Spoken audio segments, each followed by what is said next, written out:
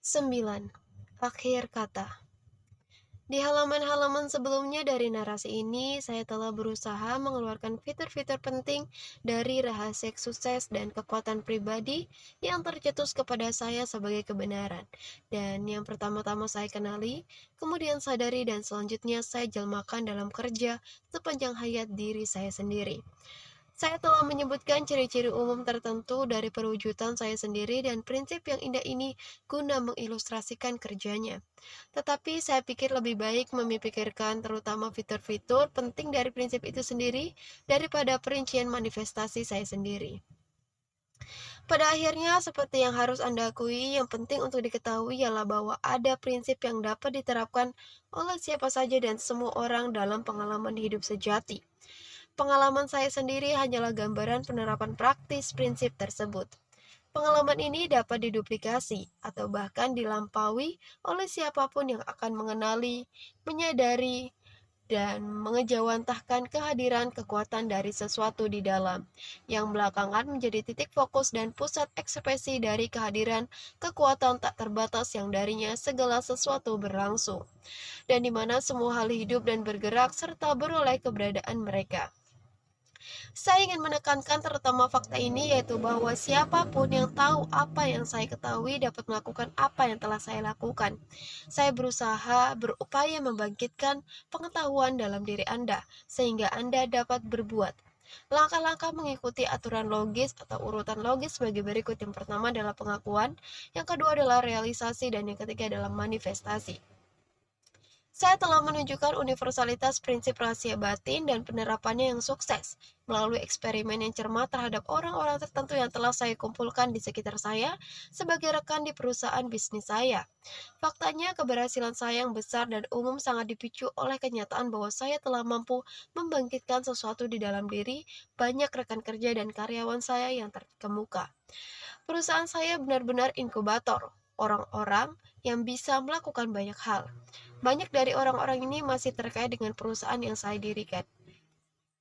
Dan banyak dari mereka terus-menerus meraih kemajuan untuk diri mereka sendiri dan membuat nama mereka sendiri melambung di dunia bisnis. Dan beroleh kekayaan dan kedudukan di perusahaan mereka sendiri dan orang lain dengan mana mereka menghubungkan diri mereka sendiri. Saya ingin katakan di sini, saya telah menemukan perbedaan besar dalam pelbagai individu yang sudah saya berusaha beri rahasia batin ini. Banyak dari mereka sesungguhnya tampaknya tidak sanggup memahami bahkan gagasan samar mengenai apa yang saya bicarakan.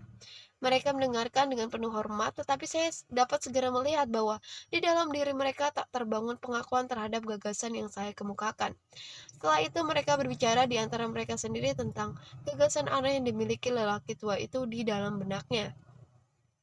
Biji benih itu gagal mengambil tempat di pikiran mereka. Yang lain telah sedikit mengakui gagasan saya, dan itu sebabnya mengangguk faedah. Namun mereka gagal lanjut ke tahap realisasi. Namun dari semua ini saya masih memiliki harapan. Benih akan mulai berakar dan berkecambah pada waktunya. Yang lain telah cukup banyak mengakui dan banyak menjejak tingkat kesadaran yang samar. Namun meski itu membuat mereka lebih efisien, mereka belum dapat lanjut ke tahap manifestasi. Yang lain sekali lagi telah berkembang seperti halnya benih dan tanaman di tanah yang subur, dengan curahan sinar matahari yang ramah, dan dengan hujan yang hangat. Beberapa di antaranya saya rasa pada akhirnya akan melampaui bahkan tingkatan manifestasi saya sendiri, sebab mereka telah memahami semua yang saya pahami tentang subjek besar dan selain itu sekarang membangun struktur baru di atas fondasi itu. Saya merasa secara keseluruhan hamburan umum dari benih pengetahuan ini akan bermanfaat bagi semua orang yang tanah mentalnya masih ditanami benih itu, kendati tanah itu belum siap menerima dan memeliharanya. Saya merasa saya akan memulai sesuatu di setiap pikiran yang ditanami benih ini. Tak ada yang bisa menyajikan kebenaran ini kepadanya, dan sesudahnya pun demikian, sama dengan sebelum kebenaran ini disajikan. Walau kebenaran ditolak, ingatan tentang kebenaran akan tetap menghantui kesadaran, sampai akhirnya masalah itu dipertimbangkan lagi dan subjeknya diselidiki lebih lanjut. Saya merasakannya, seperti kata Emerson, kata-kata saya akan terasa gatal di telinga Anda sampai Anda menerimanya. Setelah disajikan kepada Anda tidak akan pernah bisa menyingkirkan kebenaran ini. Anda tidak bisa lepas dari kebaikan Anda sendiri. Saya sangat percaya bahwa ras manusia memasuki tahap baru dan lanjutan dari evolusi kesadaran. Sementara banyak dari ras manusia memiliki kesadaran aku yang paling dasar, dan masih memiliki kesadaran aku adalah aku yang penuh. Ada banyak yang sekarang mulai memasuki tahap kesadaran aku adalah aku, yang sudah saya bahas dalam buku ini. Orang-orang yang beroleh kemajuan ini adalah ragi yang saya yakin akan meningkatkan massa ras melalui pengaruh dan pemikiran sugestif mereka. Pikiran itu menular, Anda tahu. Pada waktunya, kesadaran baru akan menjadi kesadaran yang umum dan biasa pada ras manusia.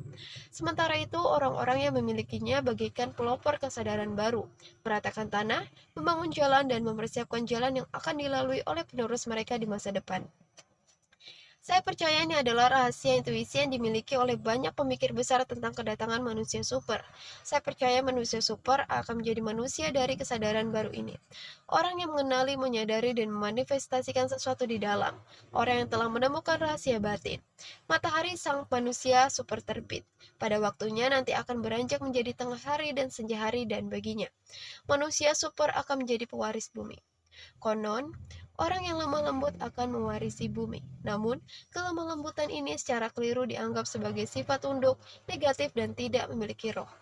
Kelemah lembutan sejati ini bukanlah itu. Ini lebih merupakan kesadaran bahwa kepribadian egois, kesia-siaan yang absurd, bahkan kebanggaan sejati dan semangat individualitas itu pantas dan dibenarkan. Dan penguasaan yang benar disertai dengan kewajiban memberikan layanan. Ada perbedaan antara dunia yang lemah lembut aku dan lemah lembut yang positif, tenang, terkendali baik dari aku. Individu yang benar-benar lemah lembut dapat mengatakan, aku, itu tidak ada artinya, tetapi aku adalah mulia karena akulah aku itu. Saya percaya orang-orang hebat dalam sejarah, masa kini ataupun masa lalu, setidak-tidaknya memiliki sekilas atau sejumput rahasia batin ini, dan keberhasilan mereka disebabkan oleh itu. Saya pikir ini dapat dibuktikan dengan kajian yang cermat tentang kehidupan pria dan wanita.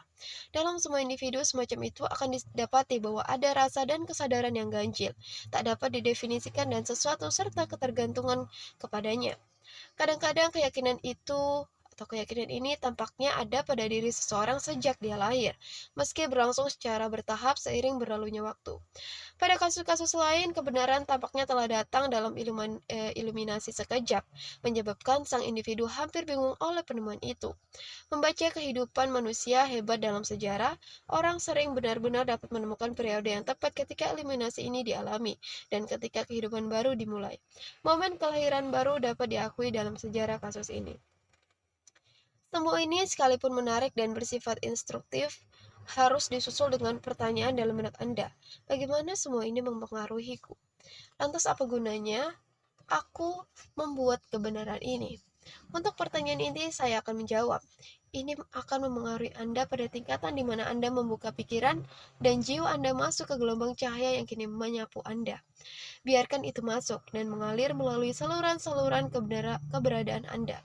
Kemudian tempat-tempat jiwa gelap Anda akan diterangi oleh cahaya dan sesuatu di dalam Anda akan terjaga dari tidurnya dan mimpi-mimpinya pada malam hari. Begitu terjaga untuk pengenalan diri dan realisasi diri, dia akan berlalu secara bertahap meski dengan cepat. Lanjut ke tahap manifestasi diri. Maka, Anda hanya perlu melihat satu langkah pada satu waktu, yang mana cahaya baik akan tersingkap untuk Anda. Selebihnya, Anda bisa dengan tenang dan tentram berkata, tuntun aku. Setiap langkah yang diambil selanjutnya akan tersingkap untuk Anda.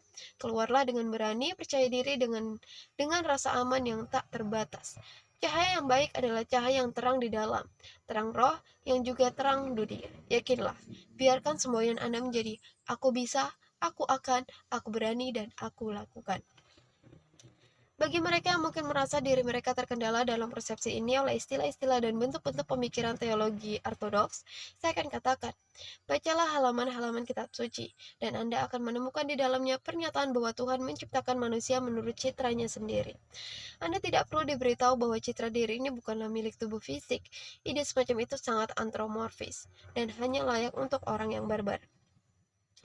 Sekali lagi, sedikit pemikiran akan mengungkapkan kepada Anda bahwa citra diri sendiri ini tidak bisa menjadi pribadi aku atau aku pribadi yang terbatas.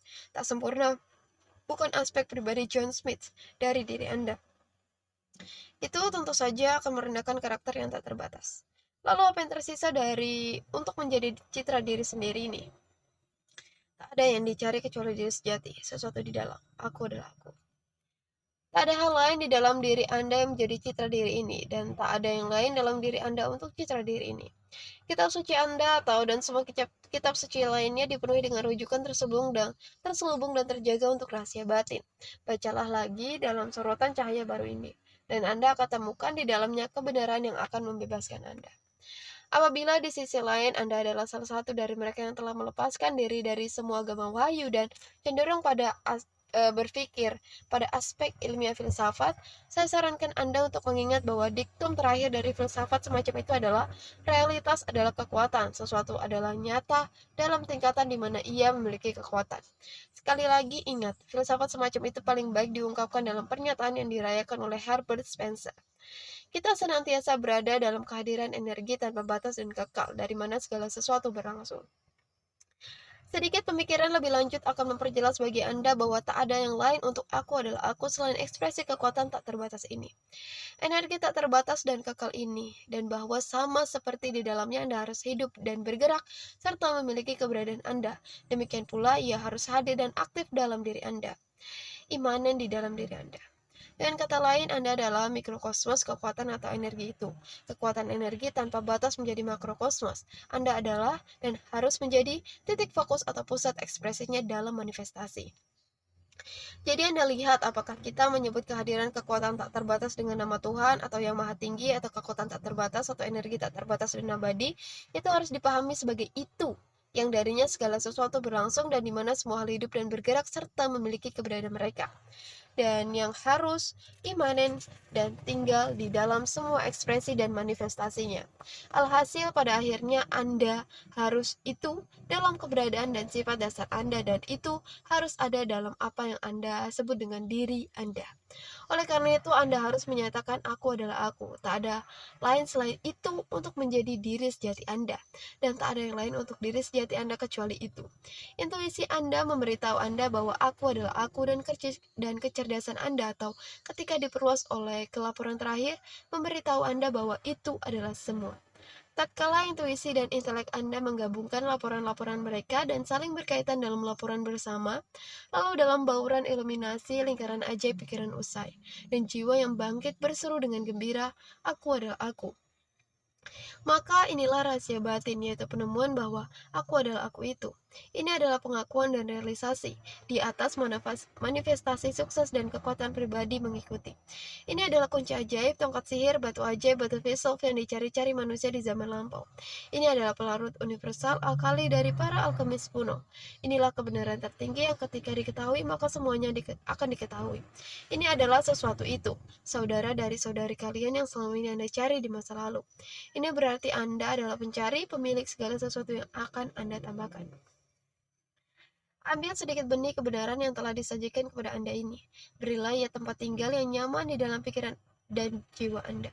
Biarkan matahari intuisi Anda menumpahkan sinar, mencurahkan hujan hangat dari pikiran dan perhatian Anda yang tertarik. Beri akarnya ruang untuk merambat dan menancap lebih dalam ke dalam mentalitas Anda. Percaya diri mengharapkan kinerja tunasnya di atas permukaan.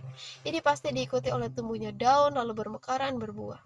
Inilah nubuat pada tingkat di mana Anda mengenali kebenaran dalam pikiran, pada tingkat di mana Anda menyadari kebenaran dalam perasaan. Pada tingkat bauran itu, Anda akan dapat memanifestasikan kebenaran dalam tindakan kehendak. Individu yang masuk ke dalam pengakuan, realisasi, dan manifestasi sesuatu di dalam berpindah dari bidang akibat ke bidang sebab. Dia bukan lagi sekedar ciptaan, melainkan menjadi pencipta yang sesungguhnya. Dia beringsut dari kutub negatif ke kutub positifnya.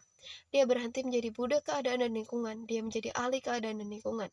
Kekuatan-kekuatan alam yang lebih baik secara sadar dan secara tak sadar diatur untuk bekerja keras atas namanya. Dia mengungkapkan semua yang ada di dalam dirinya, dan dia menarik bagi dirinya sendiri apa-apa di luar dirinya yang cenderung ke arah ekspresi keberhasilan sesuatu di dalam. Berbagai hal dan kondisi mengandalkan polarisasi baru terhadapnya. Semuanya menjadi energi negatif terhadap polaritas positifnya. Anda, individu yang kini membaca buku ini, apa yang akan Anda lakukan tentang rahasia batin ini? Anda telah mendengar panggilan alam liar, raungan singa tua di atas bukit yang membangkitkan sifat keras pada singa yang dibesarkan di antara domba-domba. Panggilan unggas liar terhadap unggas yang terjinakkan agar menggunakan sayapnya dan meninggalkan lingkungan kandangnya. Anda telah mendengar panggilan yang dalam menuju yang dalam jiwa Anda. Anda merasakan di dalam diri Anda gejolak dari sesuatu di dalam yang bangkit di dalam diri Anda, yang telah bangkit dari keadaan mimpinya. Apa yang akan Anda lakukan? Apakah Anda hanya akan sedikit merentangkan anggota tubuh Anda, menguap sedikit, tersenyum bodoh, lalu menenangkan diri untuk tidur spiritual atau tidur siang spiritual lain, puas untuk tinggal di tanah mimpi negativisme dan kelemahan, ilusi, citra-citra terdistorsi atau imajinasi fantastis? Ataukah Anda akan membuka lebar-lebar mata Anda, menghirup udara segar hari baru, mandi sinar matahari dunia baru yang terkuak untuk penglihatan Anda, mencapakan selamanya imajinasi aneh dari mimpi negativisme dan kelemahan, perbudakan dan perhambaan, perjuangan dan ketakutan, lalu melangkah maju dalam semangat agung eksistensi positif, menghadapi dunia sebagai seorang tuan. Keputusan harus diambil dan harus Anda sendiri yang melakukannya, bukan orang lain. Anda harus mengupayakan keselamatan Anda sendiri dan terikat oleh diri Anda sendiri, tak ada yang memaksa. Kebebasan hanya datang dari dalam dan melalui ekspresi sesuatu dari dalam itu. Anda kini memiliki pilihan ini, tetapi berada tetap di kutub negatif kepribadian Anda atau kutub positif kepribadian Anda. Dalam satu kata tersebut, polaritas yang dipahami dengan benar, ada banyak volume kebijaksanaan. Anda memiliki dua kutub, yang satu negatif, yang lain positif. Anda bisa tinggal di sana, banyak yang berpindah dari satu ke yang lain, kadang-kadang tanpa tahu artinya. Kutub negatif adalah aku atau objek, atau aku kecil. Kutub positif adalah aku atau subjek, atau aku besar. Atau aku adalah aku, tatkala aku mengambil secara positif bahwa aku adalah aku. Ia mengambil posisi secara permanen di atas kutub positif keberadaan. Dan setelah itu ia tak pernah bergeser dari sana. Dari posisi mana Anda berharap mewujudkan dan mengekspresikan sisa hidup Anda. Di kutub positifkah atau kutub negatif? Akankah Anda menjadi ciptaan atau pencipta? Akibat atau sebab? Budak kata Tuhan, yang mana yang seharusnya? Tuhan seribu dunia aku. Aku memerintah sejak waktu dimulai, dan siang dan malam dalam ayunan siklis. Lewat itu perbuatan mereka kupindai. Ya, waktu akan berhenti sebelum aku menemukan kebebasan. Karena akulah jiwa manusia.